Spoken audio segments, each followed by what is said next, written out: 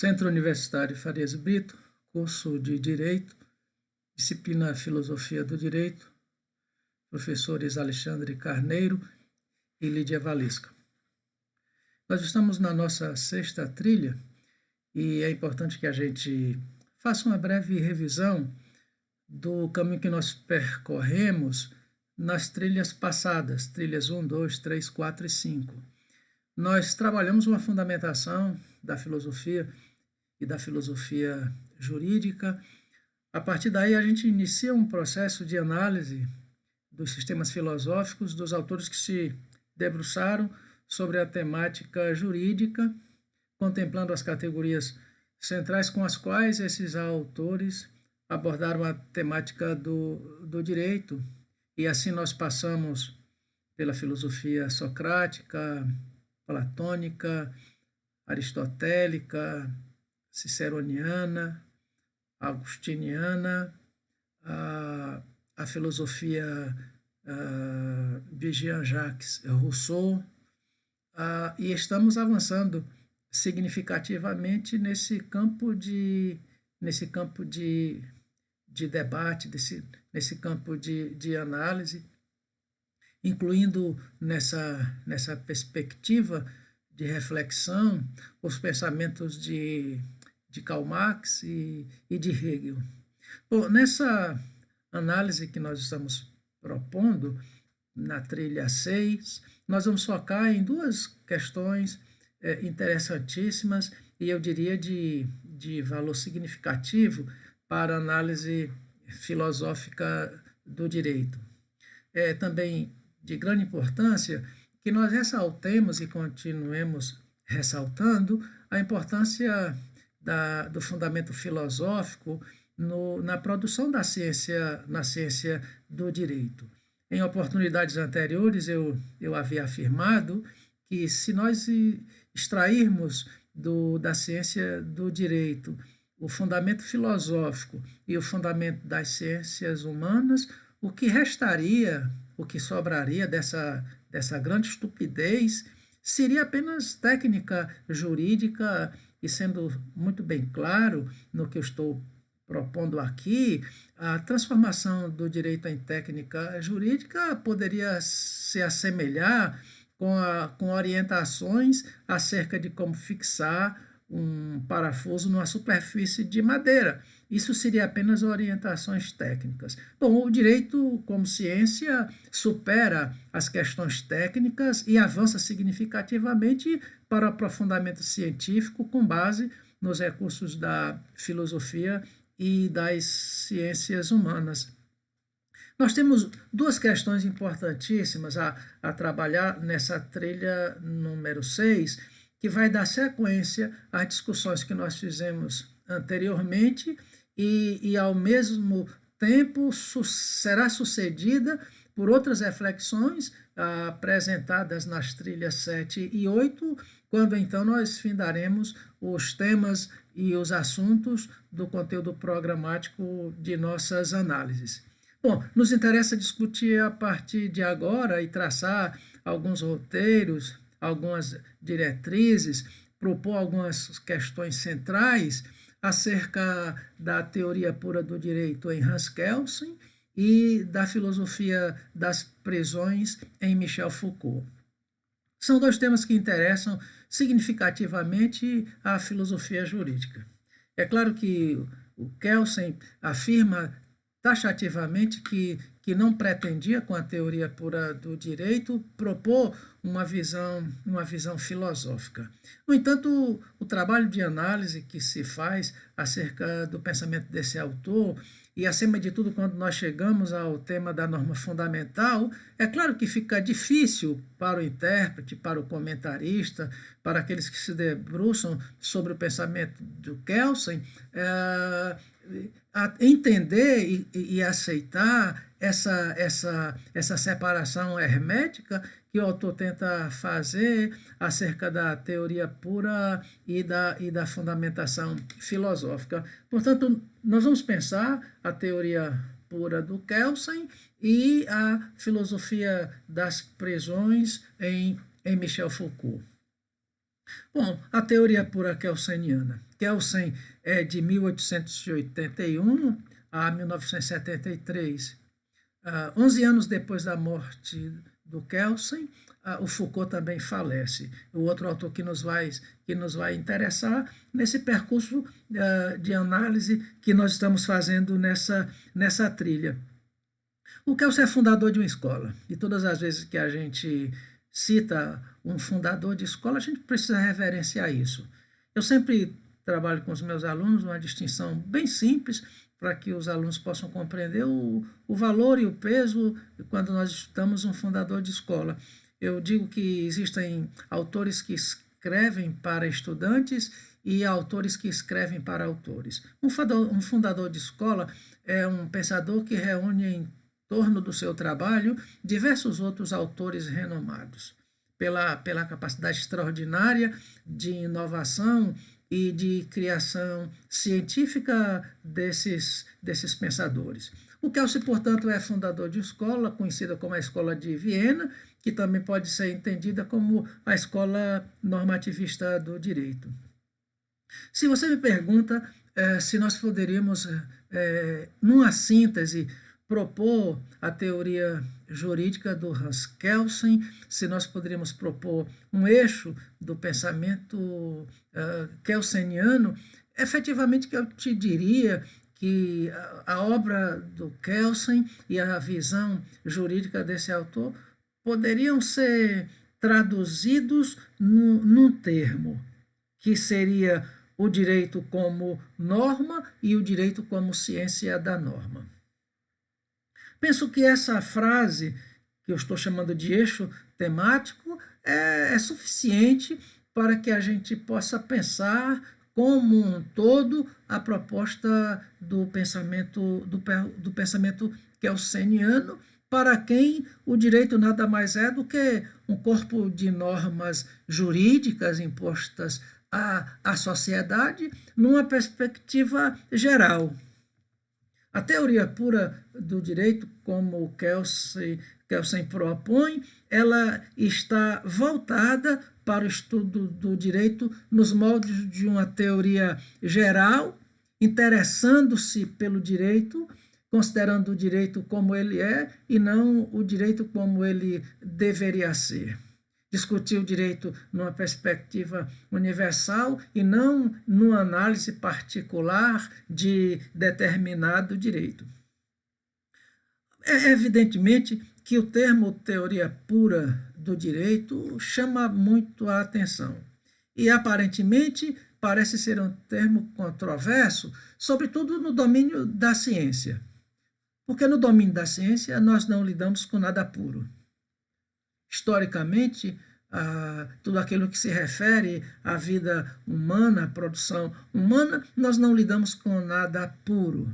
Os tipos ideais são mitos, são subjetivações que nos ajudam, de alguma forma, a nos aproximarmos de determinadas realidades objetivas.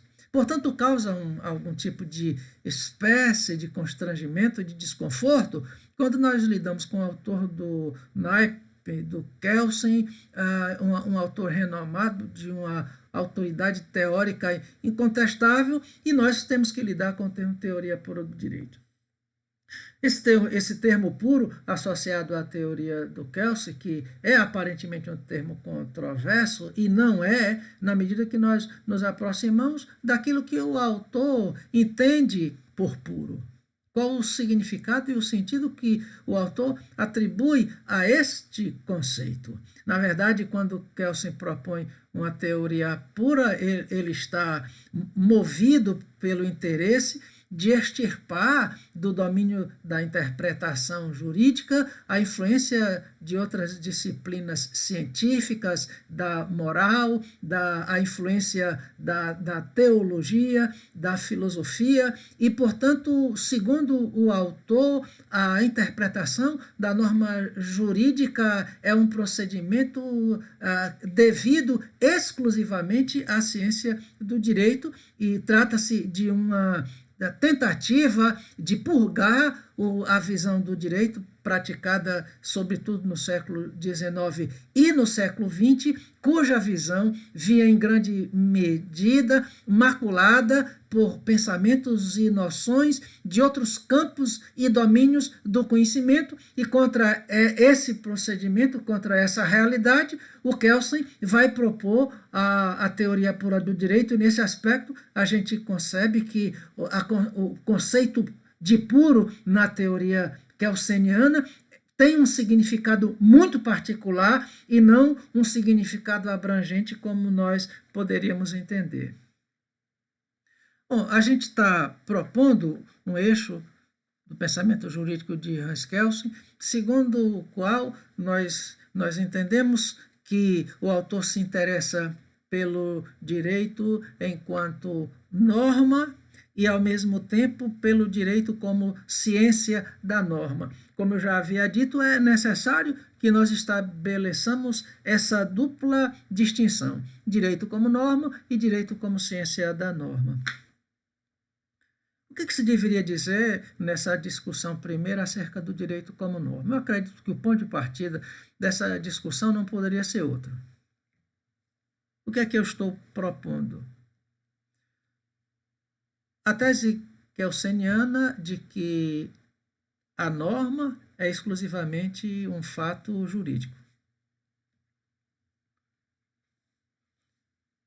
É claro que os desdobramentos da reflexão acerca da norma jurídica posterior ao Kelsen, a gente vai lidar com outras interpretações acerca do significado da norma. Mas em Kelsen, a norma só pode ser entendida como um fato exclusivamente jurídico, composto de uma tridimensionalidade: fato, conteúdo e significado, o que nos leva a entender que, antes de qualquer outra coisa, a norma constitui um esquema interpretativo.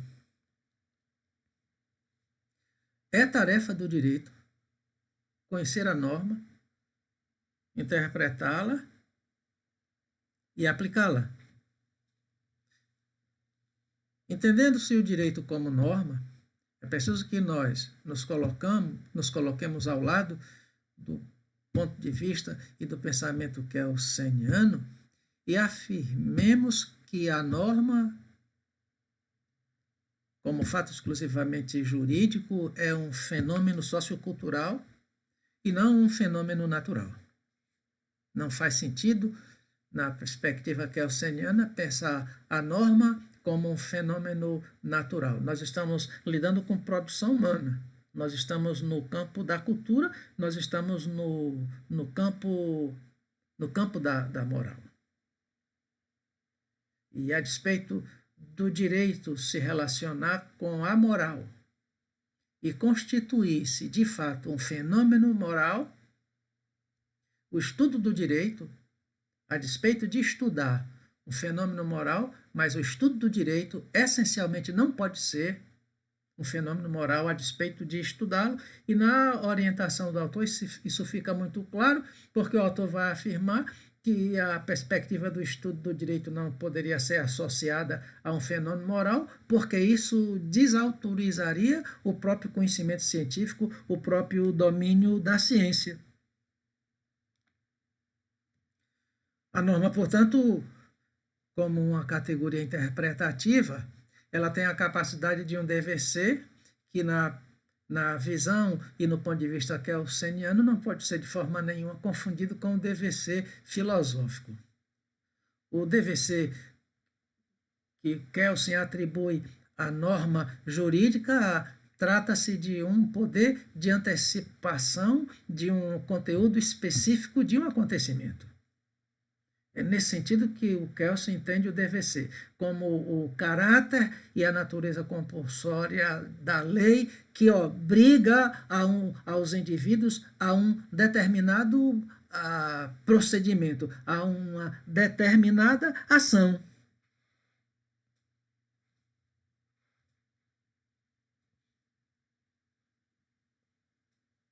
Se a norma no Kelsen é triplicemente constituída por fato, conteúdo e significado, ela também possui uma estruturação. E como seria a estrutura da norma na teoria pura do direito do Kelsen? Essa estrutura da norma consistiria primeiramente na existência de um fato humano, em segundo lugar, na concepção da norma jurídica, em terceiro lugar, na proposição jurídica e, por fim, a forma básica da lei. Se nos interessa pensar no Kelsen o direito como norma, também nos interessa pensar no Kelsen o direito como estudo da norma. E acerca disso, algumas questões são bastante interessantes, cujas discussões nós faremos devidamente no momento certo em que o programa da disciplina nos permitir pensar a teoria pura do direito no Kelsen. Mas, do ponto de vista do estudo da norma, eu acho que há uma questão fundamental que nós deveríamos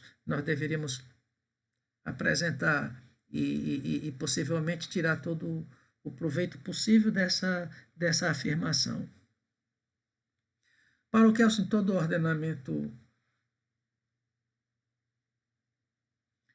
efetivo é um ordenamento jurídico. Isso independente da natureza da norma. Tenha ela um teor capitalista, tenha ela um teor democrático, tenha ela um teor socialista ou um teor nazista, liberal ou conservador, o que interessa no estudo do direito é a efetividade do ordenamento. Isso fortalece a ideia do autor para quem todo ordenamento efetivo é um ordenamento jurídico. Para que se tenha um ordenamento jurídico, ou para que se tenha uma norma jurídica e, em consequência disso, um ordenamento, duas questões são fundamentais, e apenas essas duas questões são fundamentais para o Kelsen. A primeira questão é a da legalidade. E a segunda questão é a efetividade.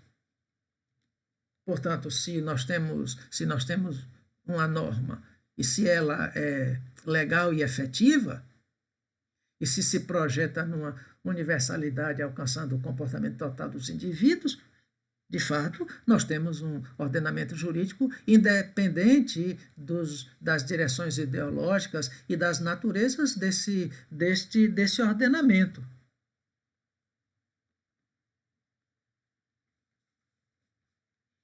Portanto, a ciência do direito não está interessada na valoração dos conteúdos dos ordenamentos de sua dimensão específica, mas está interessada na lógica do ordenamento e no sentido jurídico que esse ordenamento contém. E acerca disso, o autor vai propor significativas reflexões acerca do ordenamento jurídico, de um conjunto de normas cuja responsabilidade é propor o conteúdo do comportamento específico dos indivíduos, de maneira tal que, através deste ordenamento, se conquiste, se produza, se experimente uma sociedade fundamentada no direito. Nós temos, portanto, no ordenamento um conjunto de normas. Quando nós chegamos a essa área do pensamento do Kelsen, nós vamos enfrentar um dos temas mais importantes da sua reflexão filosófica, que é a sua tese da norma fundamental.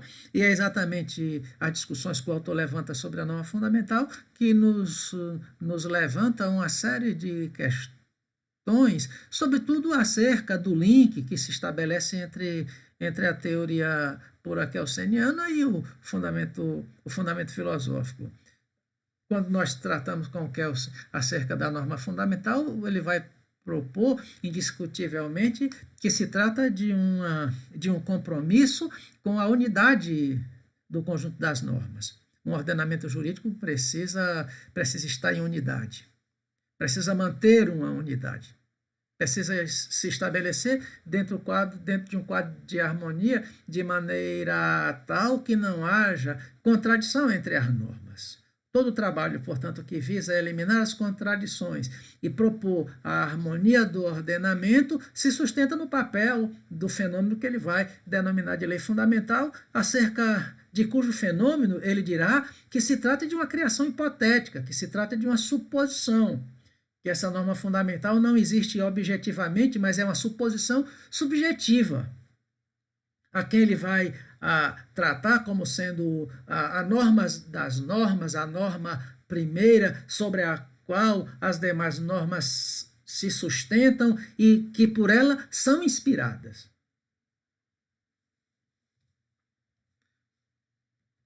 O pensamento do Kelsen é significativo para que nós avancemos a nossa compreensão acerca do sentido da norma, acerca de sua constituição e, ao mesmo tempo, o seu papel na construção de uma sociedade de direito. Nós teremos a oportunidade de estarmos trabalhando todos esses aspectos de maneira mais detalhada no decorrer da disciplina. Nos interessa também destacar a filosofia do Michel Foucault. O Foucault é francês de 1926 a 1984. A filosofia de Foucault estaria sustentada em 3 grandes temas. Todo o seu trabalho filosófico poderia ser entendido como triplicemente constituído pelos temas do saber, do poder e do sujeito. Como é que Foucault chega ao estudo da prisão? Essa pergunta foi feita ao autor durante uma entrevista e ele disse que se interessou pela prisão porque ninguém se interessava, porque não era um material nobre e que, portanto, era um objeto esquecido e de pouca reputação no domínio da pesquisa científica e filosófica. No entanto, a discussão sobre a prisão se insere no campo de reflexões que o Foucault desenvolve acerca do poder. Especificamente, numa obra publicada em 1975, intitulada Vigiar e Punir. Ao escrever essa obra, Foucault trabalha com 3 grandes pressupostos. Um pressuposto sobre a prisão, um pressuposto sobre a delinquência e um pressuposto sobre o sistema carcerário. Pressuposto sobre a prisão, ele dirá uma solução detestável da qual não se pode evitar. Acerca da delinquência, ele vai afirmar que a delinquência nasce no mesmo terreno que se produz a cidadania. Portanto, a delinquência e a cidadania seriam filhas do mesmo sistema. E, por fim, ele vai propor o fracasso do sistema carcerário. São 3 grandes pressuposições sobre as quais o autor sustenta o seu pensamento na obra Vigiar e Punir. Bom, a discussão sobre a prisão se inicia com um dado histórico importante e de grande significação. Foucault trabalha aquilo que a gente poderia chamar de ciclo histórico da prisão. A prisão sem estatuto judiciário, o primeiro ciclo histórico, o segundo ciclo histórico, a instituição prisão, e o terceiro grande momento da história da prisão, ele vai propor a transição da punição à vigilância, e a gente vai poder detalhar estas questões, você pode ter certeza que a gente vai poder trabalhar isso a miúde, a gente vai detalhar essas discussões que eu estou apresentando apenas em forma de diretrizes, em forma de mímicas, para que a gente possa ter noção do caminho que nós vamos trilhar. Ao propor o ciclo histórico da prisão e tentando nos situar dentro de um contexto do desenvolvimento humano que concebe e tenta aprimorar a instituição carcerária, o Foucault é tentado a se perguntar acerca de como a sociedade vê a prisão. Afinal de contas, a prisão recebe os filhos, os maridos, as esposas, os genros, as noras, os sobrinhos, os tios, os avós. A matéria que alimenta a prisão é retirada das famílias, da sociedade. uma vez que as famílias da sociedade recebem a força agressiva da prisão, a preocupação do Foucault é como que a sociedade concebe a prisão. Anteriormente, ele já havia chegado à conclusão de que a instituição tem um discurso sobre a prisão. No entanto, quando você entra em contato e você vê a prisão, se percebe claramente a diferença entre o que se diz da prisão, entre o que se anuncia da prisão e o que se vê na prisão. Tendo já falado essas discussões no início da sua obra, ele vai demonstrar essa outra preocupação que eu já mencionei. Como que a sociedade vê a prisão? E aí o Foucault vai dizer que, segundo os resultados de sua reflexão e pesquisa, a sociedade vê a prisão como obviedade, o que significa dizer que ela entende que a prisão é algo natural. E por que a sociedade desenvolveu esse tipo de concepção acerca da prisão? Foucault vai propor 3 argumentos.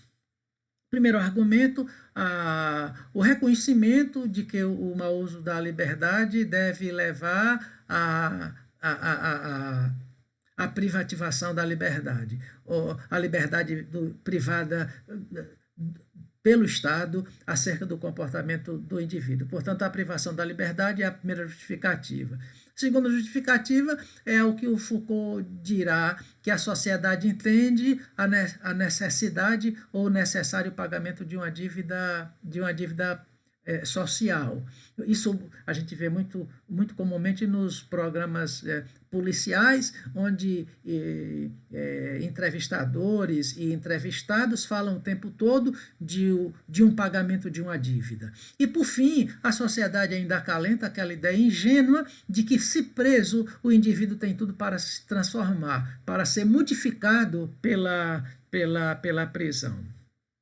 Ora, se constrói, portanto, um caminho de reflexão que levará o autor a 2 pontos centrais na sua análise. O primeiro ponto é acerca da finalidade da prisão e o segundo ponto, a temática sobre o fracasso da prisão. Bom, a finalidade da prisão, o Foucault vai falar de uma grande expectativa que a sociedade constrói no seu imaginário acerca da prisão. E nesse aspecto, um grande poder e um poder sem precedente seria dado a esta instituição. A grande expectativa não poderia ser outra. A crença imaginária e ingênua de que, uma vez preso, o indivíduo teria a sua trajetória de vida transformada e alterada pela disciplinaridade praticada pela instituição prisional.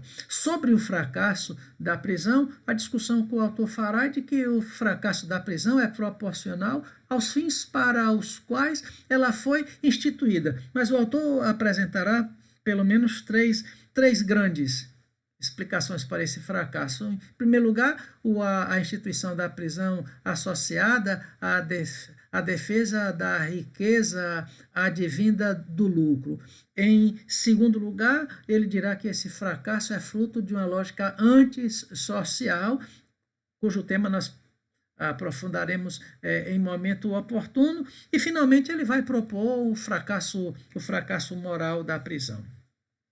Bom, o indivíduo preso é um indivíduo que passa por uma recodificação, em cujo processo se identificam 3 grandes agentes recodificadores: o isolamento, o trabalho penal e o tempo de cumprimento da pena e as circunstâncias do cumprimento da pena. O autor vai propor, no final da parte 4 do livro Vigiar e Punir, 6 teses do fracasso da prisão.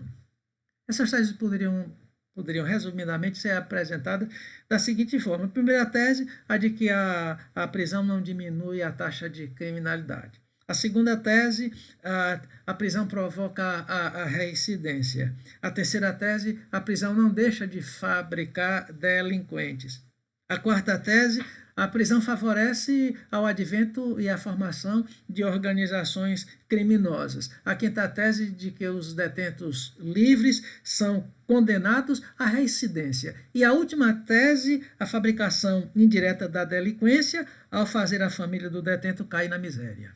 Trata-se de um texto importantíssimo, eu diria que hoje todo estudo acerca da instituição carcerária, toda análise voltada acerca da prisão como instituição que deve ser humanizada e humanizadora, todo esse empenho de reflexão acerca da instituição carcerária não pode omitir, não pode ignorar a perspectiva de análise do pensamento de Foucault. Muito bem, nessa nossa sexta trilha, nós estamos propondo alguns elementos para o estudo da teoria pura do direito em Hans Kelsen e o estudo da filosofia das prisões em Michel Foucault. Há um material disponível nos nossos arquivos e no portal da disciplina, que nos ajudarão bastante a nos aprofundarmos desta temática. Um grande abraço e até a nossa próxima trilha.